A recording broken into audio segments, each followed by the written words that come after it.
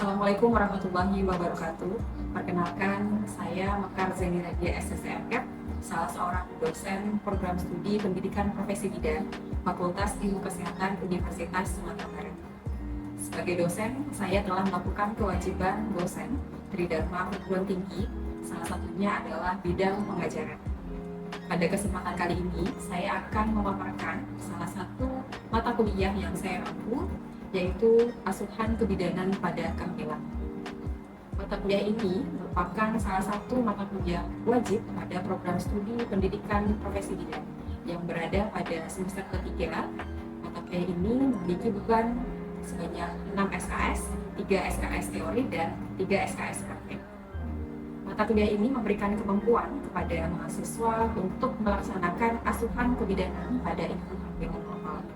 Dalam proses pembelajaran, saya menerapkan 3 komponen utama pembelajaran, yaitu DIA, Delivery, Interaction, and Assessment. Bagaimana saya menerapkannya? Pertama, pada komponen delivery, ini merupakan proses bagaimana saya menyampaikan materi sehingga dapat diterima baik oleh mahasiswa. Materi yang saya sampaikan ini mengacu pada capaian pembelajaran lulusan pada mata kuliah ini, dan dari CPL itu menurunkan 3 CPMK atau capaian pembelajaran mata kuliah. Dari CPMK menurunkan 13 sub CPMK. Kemudian dari sub CPMK akan didistribusikan ke dalam 14 kali pertemuan tatap muka pembelajaran. Dan pertemuan ini tidak termasuk ujian tatap semester dan ujian akhir semester. Capaian pembelajaran lulusan pada mata kuliah ini terdiri dari 4 aspek. Yang pertama, pengetahuan, yaitu menguasai konsep teoritis ilmu kebidanan, manajemen asuhan kebidanan, keputusan klinik, model praktik kebidanan, dan etika profesi secara mendalam. Yang kedua, sikap, yaitu menunjukkan sikap bertanggung jawab atas pekerjaan di bidang keahliannya secara mandiri. Yang ketiga, keterampilan umum, yaitu mampu menerapkan pemikiran logis, kritis, sistematis, dan inovatif dalam konteks pengembangan atau implementasi ilmu pengetahuan dan teknologi yang memperhatikan dan menerapkan nilai humaniora yang sesuai dengan bidang keahliannya. Yang keempat, keterampilan khusus, yaitu mampu mengaplikasikan keilmu kebidanan dalam menganalisis masalah dan memberikan petunjuk dalam memilih alternatif pemecahan masalah pada lingkup praktek kebidanan. Adapun capaian pembelajaran mata kuliah ini antara lain CPMK 1, mahasiswa mampu memahami konsep dasar asuhan kehamilan. CPMK 2, mahasiswa mampu menerapkan kebutuhan dasar ibu hamil. CPMK 3, mahasiswa mampu menerapkan pemeriksaan fisik dalam kehamilan. Dari 3 CPMK ini diturunkan 12 sub CPMK yang menjadi induk materi pembelajaran atau bahan kajian asuhan kebidanan pada kehamilan. Sub CPMK 1 mampu menjabarkan konsep dasar asuhan kehamilan. Sub CPMK 2 mampu membedakan dasar-dasar diagnosis kehamilan. Sub CPMK 3 mampu menjabarkan komponen dalam memberikan asuhan kehamilan. Sub CPMK 4 mampu menjelaskan screening risiko maternal selama kehamilan. Sub CPMK 5 mampu menjelaskan screening kesejahteraan janin dalam asuhan kehamilan. Sub CPMK 6 mampu menerangkan ketidaknyamanan umum pada kehamilan dan perilaku serta perubahan yang terjadi. Nah, pada sub CPMK 6 ini sudah saya integrasikan dengan penelitian yang saya lakukan. Ini berada pertemuan ke-6, serta saya akan membahas materi ini pada video pembelajaran yang saya tampilkan. Sub CPMK 7 mampu menjelaskan etika, kewenangan, dan lingkup praktik bidan dalam asuhan kehamilan serta manajemen asuhan kehamilan. Sub CPMK 8 mampu menjelaskan drug in pregnancy. Sub CPMK 9 mampu menjelaskan screening risiko dan persiapan keluarga. Sub CPMK 10 mampu menjelaskan manajemen dan administrasi obat yang digunakan selama kehamilan. Sub CPMK 11 mampu menentukan kebutuhan nutrisi pada ibu hamil. Sub CPMK 12 mampu mengimplementasikan persiapan persalinan oleh ibu. Dan sub CPMK 13 mampu melakukan pemeriksaan kehamilan. Untuk mendukung kegiatan pengajaran di kelas, saya menggunakan berbagai macam literatur serta referensi penunjang seperti jurnal, artikel, dan majalah yang tentu terkait dengan materi yang saya sampaikan. Selanjutnya, komponen kedua adalah interaction Aspek interaction merupakan proses interaksi yang terjalin antara mahasiswa dan dosen guna mencapai capaian pembelajaran. Adapun sistem interaction yang saya lakukan di kelas yaitu sistem Student Learning Center atau yang biasa dikenal dengan SLC. Di mana sistem tersebut merupakan metode pembelajaran mahasiswa sebagai subjek pembelajaran sehingga peserta didik akan belajar lebih aktif, kreatif, mandiri, dan inovatif sesuai kemampuan individu masing-masing. Sistem SLC ini dalam pembelajaran saya terbagi 3. Yang pertama adalah interaktif antara dosen, yaitu memaparkan materi di dalam kelas dan menyisipkan pertanyaan kepada mahasiswa serta meminta pendapat mahasiswa. Yang kedua adalah small group discussion atau biasa dikenal dengan istilah diskusi. Merupakan metode yang melibatkan kelompok mahasiswa dan pengajar dalam menganalisis atau menggali terhadap topik-topik tertentu yang merupakan isu-isu hangat saat ini. Yang ketiga adalah self-direction learning, di mana metode ini berbentuk pemberian tugas pada mahasiswa seperti tugas membaca, menghafal, atau membuat ringkasan. Selanjutnya, komponen yang ketiga adalah asesmen, yang merupakan suatu penilaian untuk mengukur kemampuan mahasiswa secara objektif dalam menerima materi pembelajaran. Indikator penilaian yang saya gunakan terdiri dari beberapa bagian. Yang pertama, kehadiran dengan bobot 10%. Yang kedua, tugas bobot 10%. Ketiga, keaktifan bobot 5%. Keempat, UTS bobot 25%. Kelima, UAS bobot 30%. Dan keenam, praktikum bobot 20%. Hasil asesmen yang saya lakukan dengan harapan mahasiswa itu dapat mengetahui proses penilaian yang saya lakukan secara transparan dan objektif. Selanjutnya, saya akan menampilkan proses pembelajaran saya di kelas secara luring. Selamat menyaksikan. Assalamualaikum warahmatullahi wabarakatuh. Assalamualaikum warahmatullahi wabarakatuh. Waalaikumsalam warahmatullahi wabarakatuh. Apa kabar kita semuanya? Baik. Lagi sehat? Sehat, Bu. Siap untuk memulai perkuliahan hari ini? Siap, Bu. Seperti biasa, sebelum kita mulai, kita berdoa dulu ya. Silakan kita kelas pimpin doanya. Sebelum memulai pelajaran, kita berdoa terlebih dahulu menurut agama dan kepercayaan masing-masing. Berdoa mulai. Berdoa selesai. Baik. Selanjutnya, tadi absensinya sudah diintikan di sistem kita? Sudah. Oke, semua keluar?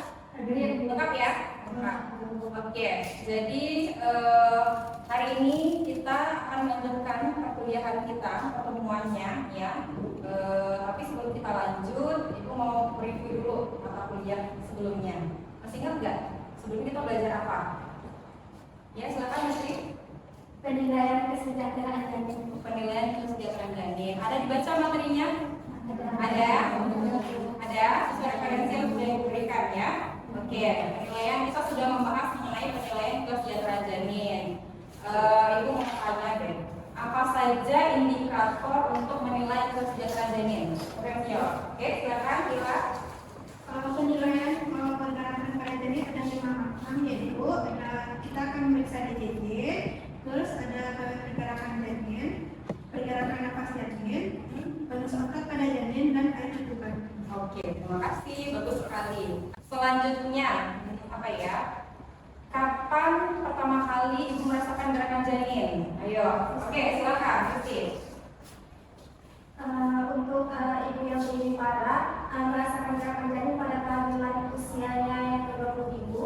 Kalau untuk ibu yang lebih parah merasakan gerakan janinnya pada usia 26 minggu. Oke, bagus, terima kasih. Baik, sekarang itu kita lanjut ke materi hari ini sesuai dengan apa yang sudah tertampil di depan. Kelihatan? Kelihatan, Bu. Jadi hari ini merupakan pertemuan ke-6 di mana kita akan membahas mengenai ketidaknyamanan umum dalam kehamilan, khususnya mengenai mual dan hamil. Ada yang suka nonton sinetron nggak sih di sini? Ada. Biasanya kalau di sinetron ada pasangan pasutri baru, ya baru menikah, terus istrinya mual-mual gitu. Terus ke dokter, apa kata dokter? Amin. Ya.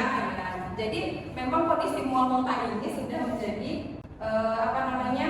yang fisiologis dalam kehamilan gitu ya, dan mindset masyarakat pun juga seperti itu. Baru nikah, mual-mual, jangan hamil nih. Padahal kan belum tentu juga kan ya, siapa masuk angin gitu kan ya. Oke, jadi kita bahas sebenarnya mual muntah dalam kehamilan. Adapun capaian pembelajaran kita pada hari ini atau indikator pembelajaran pada hari ini ada 4 ya. Yang pertama adalah kalian harus tahu apa definisi mual dan muntah. Ya, harus tahu dulu mual itu apa, muntah itu apa. Kemudian yang kedua adalah penyebab atau etiologi mual dan muntah. Ya. Yang ketiga, faktor resiko mual dan muntah. Dan keempat terakhir adalah apa yang harus kita lakukan sebagai orang bidan ya. Jadi nanti kalau ada pasien mual muntah datang ke tempat kita, apa yang akan kita lakukan? Ya, apakah langsung kita rujuk? Tidak ya. Dia kan bukan kondisi ya patologis ya. Apakah kita biarkan juga? Tidak juga, karena dia dapat mengganggu kenyamanan di ibu. Nah, jadi nanti akan kita pelajari bagaimana upaya penanganan mual muntah pada ibu hamil. Termasuk juga nanti saya akan sampaikan riset yang sudah saya lakukan terkait dengan penanganan mual muntah ini. Nanti akan kita jabarkan. Oke, yang pertama adalah definisi mual dan oke, ada tahu Pak, mual itu apa sih? Apa? Ada sensasi yang tidak nyaman di bagian perut ya. Kalau muntah apa? Keluaran cairan dari perut. Kalau dari perut nanti ususnya juga ikut keluar, lambungnya keluar ya. Tempatnya dari mabuk. Nah ini ya. Jadi mual itu secara definisi adalah mekanisme pertahanan diri yang menyebabkan adanya sensasi tidak nyaman di perut ya, dan membuat seseorang merasa ingin muntah gitu ya. Ada yang pernah ngerasain mual nggak di sini? Ya? Ambil berarti? Tidak ya. Oke. Kemudian muntah. Muntah adalah isi lambung atau cairan lambung secara paksa. Nah, untuk mual muntah itu biasanya terjadi pada pagi hari pada ibu hamil. Tapi tidak tertutup kemungkinan dan kebanyakan juga mual muntah ini terjadi pada siang hari. Bahkan yang malam hari juga ada ibu hamil mengalami mual muntah. Ya. Nah, kalau untuk di pagi hari itu kan biasanya kita kenal dengan istilah apa? Nah, tapi kalau siang hari ada nggak? Afternoon sickness. Afternoon sickness nggak ada ya. Nah, makanya sebenarnya untuk istilah morning sickness sekarang itu sudah tidak tepat lagi. Sudah tidak tepat lagi. Yang banyak digunakan itu adalah nausea and vomiting atau NVP. Kemudian terjadi pada 6 minggu setelah HPHT dan setelah ini setelah HPHT dan berlangsung kurang lebih 10 sampai 14 minggu dalam kehamilan. Jadi puncaknya itu adalah pada usia kehamilan ke 10 sampai 14 minggu ya. Jadi ini selama trimester pertama. Trimester pertama sampai usia kehamilan berapa minggu? 12 minggu ya, 12 minggu dan sampai di awal trimester kedua. Biasanya kalau sudah masuk ke trimester kedua, dia akan berkurang atau bahkan hilang mual muntahnya. Oke? Dan ini untuk prevalensi mual dan muntahnya terjadi 70 sampai 80% pada ibu hamil. Jadi kalau ada 10 ibu hamil, 7 atau 8 diantaranya itu mengalami mual dan muntah. Hanya 2 atau 3 orang saja yang tidak mual muntah. Artinya ini memang kejadian fisiologis sebenarnya dalam kehamilan. Oke, selanjutnya kita masuk ke etiologi. Kira-kira apa sih yang menyebabkan ibu hamil pada awal kehamilan itu banyak yang mengalami mual muntah? Ya, jadi pada dasarnya secara garis besar itu ada 2 penyebabnya, ya, metabolik dan hormonal. Berkaitan dengan hormonal, terutamanya hormon-hormon dalam kehamilan. Ya. Kemudian ada faktor psikososial. Oke, kita lihat untuk faktor metabolik dan hormonal. Nah, di sini ada hormon estrogen dan progesteron. Ada yang tahu? Tahu ya? Dengan hormon estrogen dan progesteron ini, siapa yang menghasilkan? Si plasentanya. Selama kehamilan, produksi estrogen dan progesteron itu digantikan oleh si plasenta. tujuannya untuk apa? Untuk mempertahankan kehamilannya, ya, mempertahankan kehamilannya. Tapi ternyata dampaknya dengan adanya produksi estrogen dan progesteron dari plasenta tadi, ini akan merangsang produksi oksida nitrat.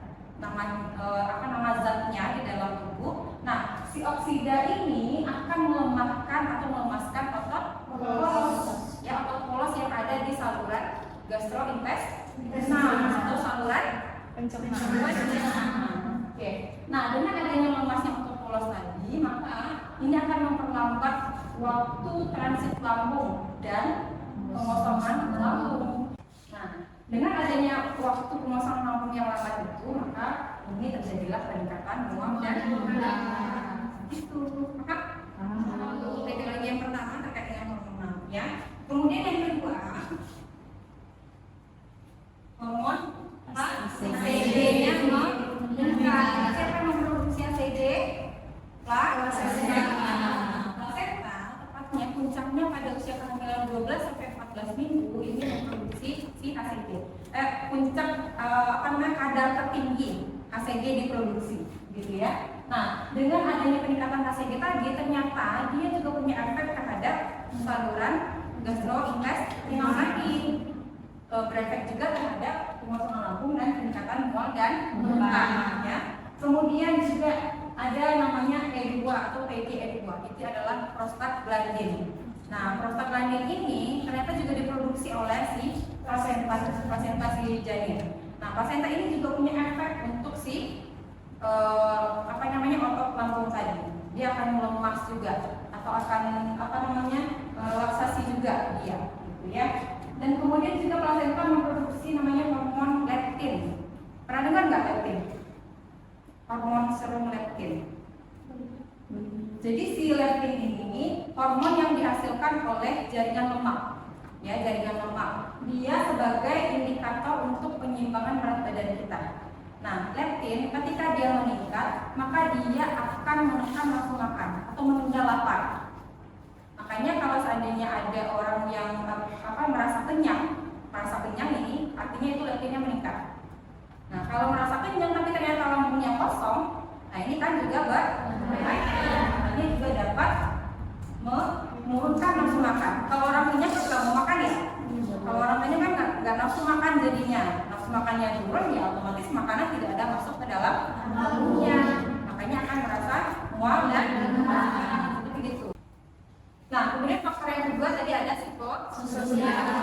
Nah, ini apa? Contohnya cemas. Kalian kalau cemas, gugup, pengen tampil di depan kelas begitu, ngerasa mual nggak? Iya, Bu. Itu juga dengan ibu hamil. Ternyata ibu hamil di awal kehamilan dia juga mengalami kecemasan. Cemasnya apa? Oh, nanti kalau dia sudah melahirkan, bisa nggak ya dia merawat anaknya dengan baik? Atau nanti mungkin bisa nggak ya melahirkan normal? Anaknya lahir sehat nggak ya? Lengkap nggak ya gitu? Jadi overthinking si ibunya.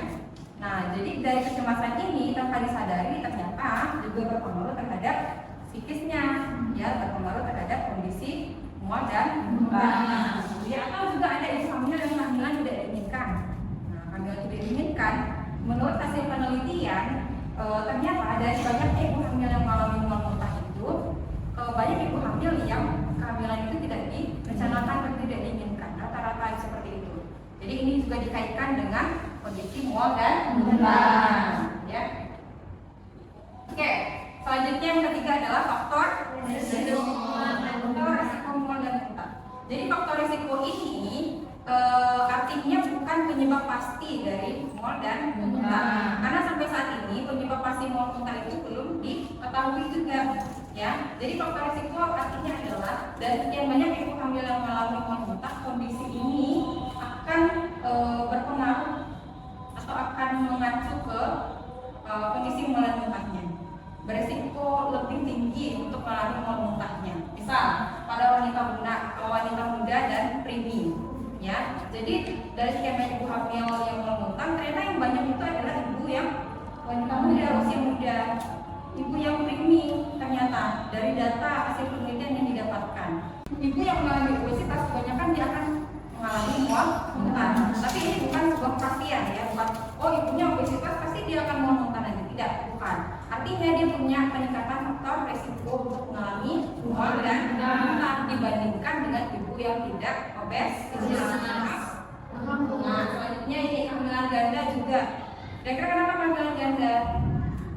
Karena kalau kehamilan ganda biasanya atau kehamilan kembar, plasentannya akan lebih besar. Ya, plasentannya lebih besar, artinya hormon yang diproduksi di plasenta juga lebih banyak dibandingkan dengan kehamilan tunggal. Makanya dia akan berisiko mengalami mual dan muntah. Ya, kemudian genetika. Nah, berdasarkan hasil penelitian ternyata, misalnya sekarang kita lagi hamil mengalami mual muntah, anak yang kita lahirkan nanti juga berisiko mengalami mual muntah pada saat dia hamil. Hasil penelitian seperti itu. Atau kalau kita hamil mual muntah, ternyata ibu kita dulu waktu hamil kita, dia juga mengalami mual dan muntah. Selanjutnya adalah ini yang paling penting, ya. Bagaimana penata laksanaan atau upaya yang kita lakukan sebagai bidan terhadap ibu hamil yang mual muntah. Ya, apakah kita boleh memberikan obat? Tidak ya. Oke, jadi penanganan itu secara garis besar ada dua. Satu, farmakologi. Dua, kalau farmakologis apa? Pengobatan. Kalau non farmakologis, tradisional, komplementer ya, non pengobatan pokoknya. Oke, kalian dulu untuk yang farmakologis. Terapi farmakologis biasanya itu menggunakan obat-obatan, namanya adalah anti-epileptik ya, atau obat anti mual. Nah, kita sebagai bidan fokusnya yang ke terapi non farmakologis. Nah, apa yang dapat kita lakukan? Memberikan edukasi untuk terapi diet. Bagaimana diet ibu yang mengalami mual muntah? Tidak boleh ibunya makan dalam jumlah atau porsi yang besar. Cukup sedikit saja, tapi sering. Ya, sedikit tapi sering. Kenapa? Berhubungan dengan pengosongan lambung tadi. Ya, karena otot lambungnya lemah, pengosongannya lambat, giliran diisi banyak tentu akan lama penuhnya, dan ini akan semakin memicu mual dan muntahnya gitu. Ya, jadi makan sedikit tapi sering. Direkomendasikan atau dianjurkan makanan yang hambar, kemudian yang rendah lemak. Ya, biasanya kalau makan makanan yang bertumbuh itu akan semakin memicu mual dan muntah. Makanya yang hambar dan rendah lemak.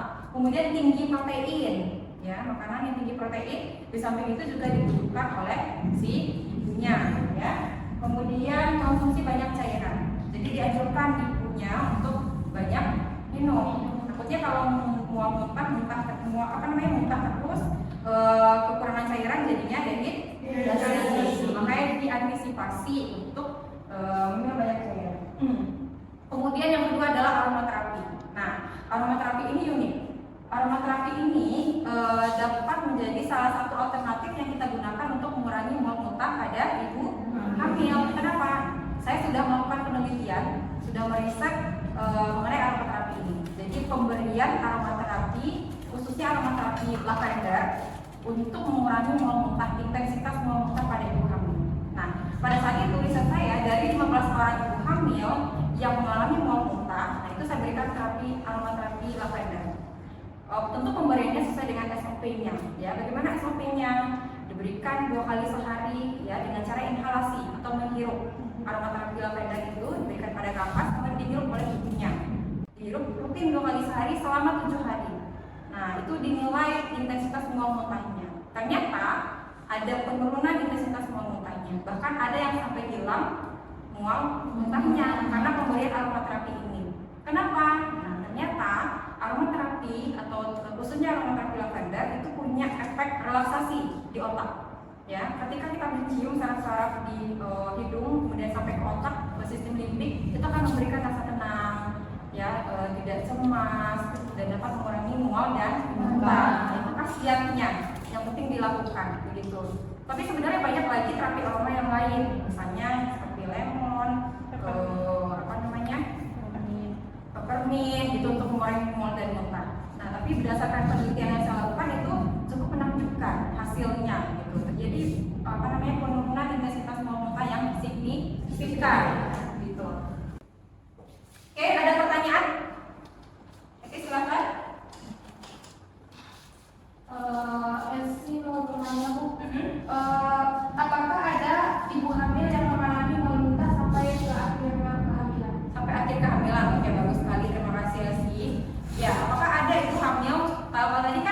Contohnya di awal kehamilan saja ada M1, sampai ke M3 ada nggak Bu? Ada, ya sebagian kecil saja. Ada ibu hamil yang memang tetap mengalami mual muntah di akhir kehamilan. Kenapa?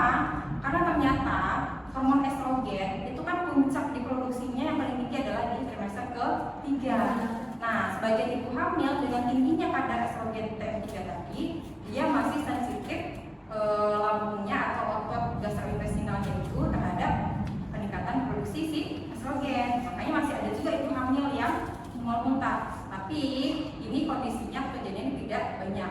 Kebanyakan itu pada TM2 sudah kembali normal dan pola makan ibunya juga sudah normal di TM2 begitu. Jadi masih ada reaksi. Masih ada pertanyaan? Cukup? Cukup. Baik, kalau cukup sekarang kita simpulkan ya materi kita pada hari ini ya. Kemudian kalau penyebab dari mual muntah apa? Hormonal dan hormon yang berpengaruh apa?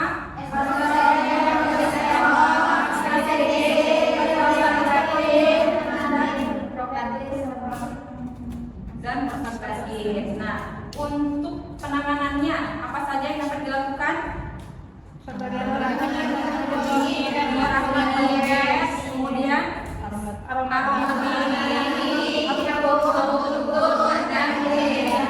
oke, sudah mantap. Bisa dipahami? Bisa. Sudah bisa dipahami ya.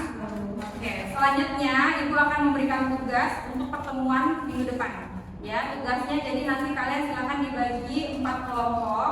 Nah, ini kan kita baru bahas ketidaknyamanan yang mual muntah. Ada 4 lagi ketidaknyamanan seperti nyeri punggung, sakit kepala, kemudian konstipasi, ya, hipersalivasi. Nah, ini masing-masing kelompok silakan dibahas ketidaknyamanannya dan dibuatkan PPT.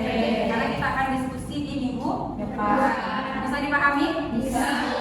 Baik, kalau bisa dipahami, selanjutnya kita akhiri untuk pertemuan hari ini, ya.